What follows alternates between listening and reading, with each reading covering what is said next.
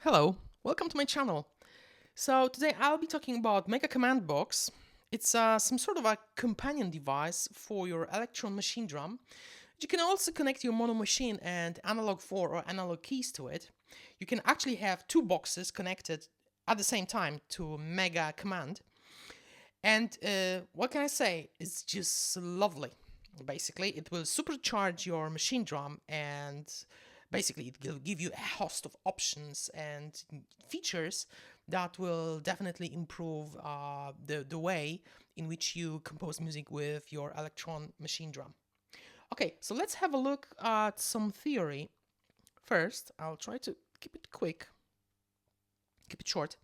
Okay, so normally when you play with machine drum, you will probably have your song arrangements made up from patterns. So you have like pattern A1, then A2.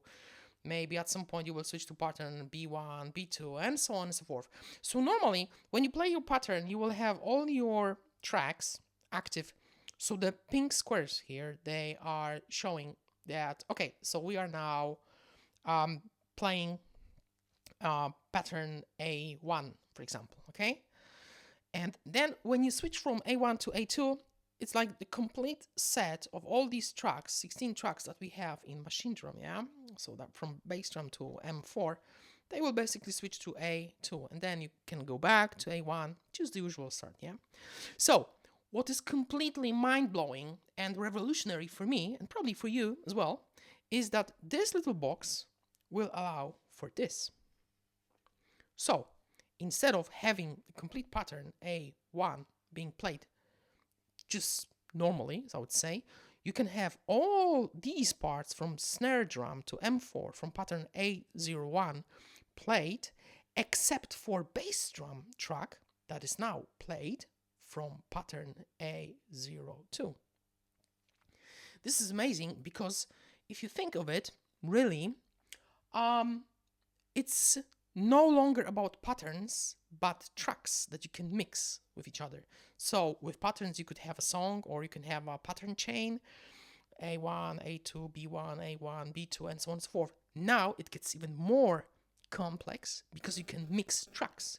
So you can have, let's say, in this pattern, I will have, in this arrangement, sorry, I will have, okay, so pattern A1 will be for these parts.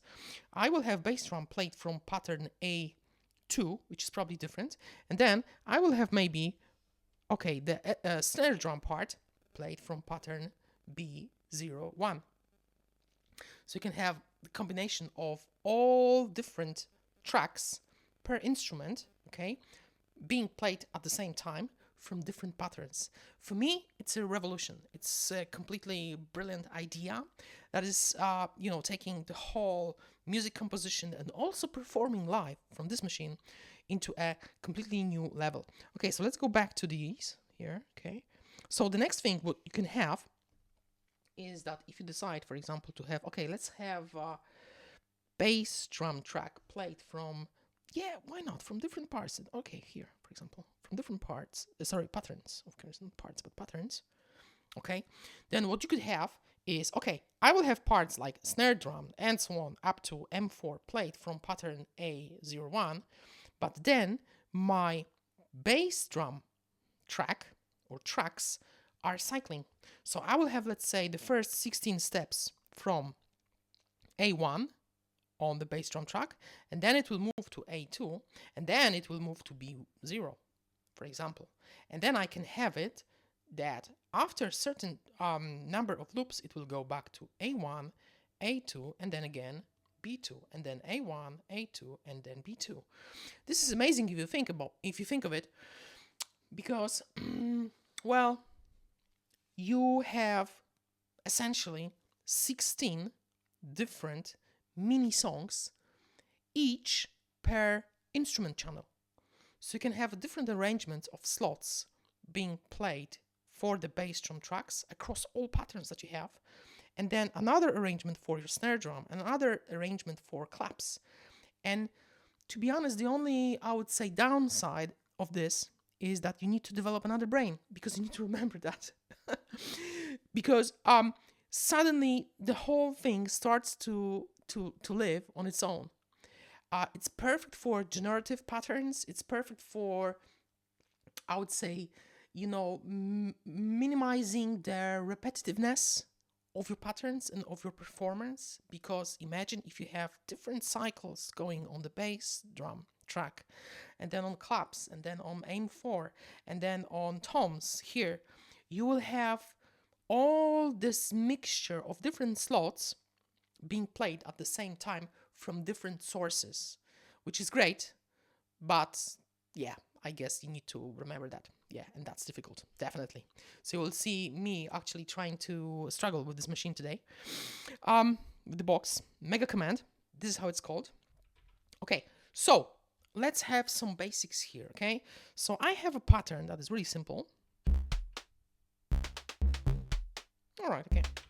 And we have the bass drum part. We've got noise part that is actually on my second track for the for the snare drum, and I've got low tom. Actually, this is this sound, some kind of a synthetic bass, whatever. Okay, so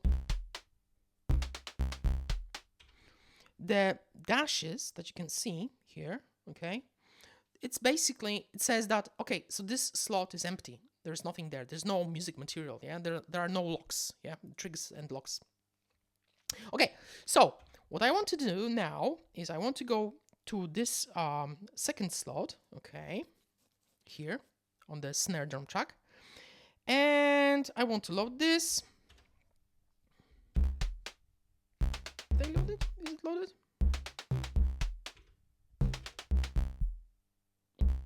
Now it's loaded, yeah? So basically it's empty. Okay, so let's have it like this, okay. This, and for example,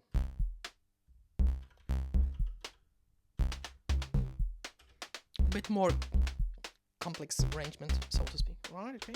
And I will save it.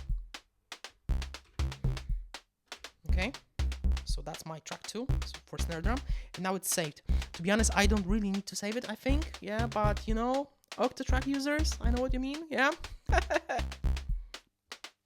So, okay. So basically now you would see that I have this blinking thingies here. So I could see that technically, if I go here, I'm now in pattern A10 for the bass drum, but the active part, or the active track, or slot as they call it, for the snare drum is actually something from A11. Yeah? The bass drum is still being played, not the bass drum, the bass sound is still being played as a low tom, and that's this track, yeah? Okay, so, as I said earlier, what you could also have is you can loop them. So, basically, I will try to now mark these two. Can I do it? Come on. Like this. Yeah, okay. Actually, you cannot go up, you can only go down. So, this, and then play yes, press yes. And then I've got these slots played in cycles, one after another, okay? They are highlighted in a way that the box is basically showing you, listen, on track 2, so that's snare, okay, made from a noise algorithm, you will have this cycle, and then another one, and then let's go back, and then another one, okay? You could also do, what you could do is, like, for example, you could go to this one. This is the one that is more complex, okay?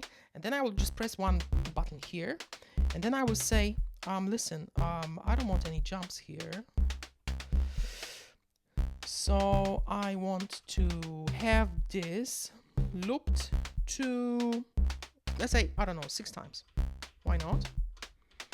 And then I want this, after the looping, to jump to, that was pattern A10, I believe, yeah? Okay, so now the slot is updated. Okay, I will just save it. Octatrack habits, yeah, okay. And then I will load it again, okay? So that's this one, and let's see what happens now. So the complex is being looped.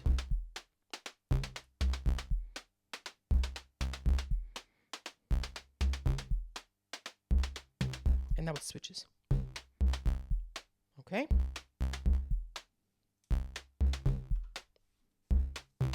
Okay. So if I go here, load this one, I will have 6 cycles, and then jump back to this one. Okay. Let's have a complete loop of these slots. So I will go to this one, right, to the first one, and then I will press button, and then I will go, okay, so loop it for, let's say, 4 times, and then jump to a, let's say, yeah, why not? Let's jump to a 13. Okay, and then save, and then load. So let's see what happens. So it should jump to an empty one. Yeah, where is it now? Well, it's here. This is the A13. So in this way, you can have like a mini song that is based, or a mini chain of slots, or a mini chain of tracks from different patterns, programmed individually of what happens with the rest of the pattern, or the patterns actually. Just to summarize the whole thing here, super nice. You need to remember, and you need to spend some time actually to get to learn how the shortcuts work. There are plenty of shortcuts. As you could see, I was struggling with some of them as well. Unfortunately, I still need to learn. We all need to do that. And then basically, from my observations, you can do, from what I do, almost 100% actions are done via the keys that you've got on your Machinedrum. So you don't even need to touch this, yeah? There are some options that are basically possible to use, or only possible to use when you use the encoders. I think the encoders are clickable. Yes, they are. Okay. There are a lot of other options when you can, for example, mix tracks, and you can change parameters for tracks, a couple of tracks at the same time. So I think if you go to mixer here, and then, for example, these are the tracks. So for example, let's say I have a bass sound here. So when I just, keep it here, and then you cannot hear it. What I can do is I can press 2 tricks for these tracks. So track of the bass drum and the bass sound, and just completely fade it out. So yes, if you have a Machinedrum, and especially the older one, then I think it's quite advisable to think of getting maybe this box and then setting it up next to your Elektron and also Machinedrum. Just give me a shout in the comments if you would like to have more videos about the MEGACommand box and the MCL, so that's the OS that is behind the box here. And then if yes, I will sit down to it, learn it, and then basically show it to you in my videos. So thanks for watching. I hope it wasn't too chaotic, and please consider subscribing to my channel. Thank you.